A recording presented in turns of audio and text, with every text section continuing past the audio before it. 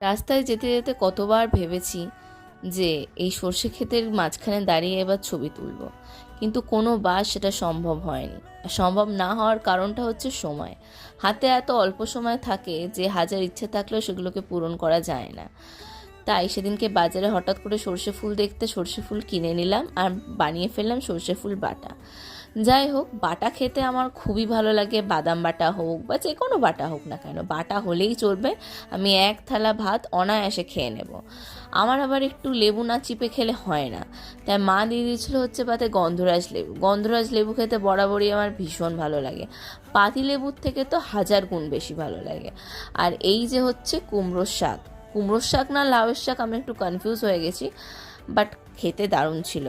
তারপরে মা করে ফেলেছিল হচ্ছে এই আলু আর উচ্ছের চচ্চড়িটা। আলু উচ্ছের চচ্চড়ি আমি সাধারণত ডাল দিয়ে খাই, কিন্তু এবারে শুধু শুধু খেলাম, দারুণ লাগলো। কিন্তু শেষ পাতে ছিল হচ্ছে কাতলা মাছের কালিয়াটা।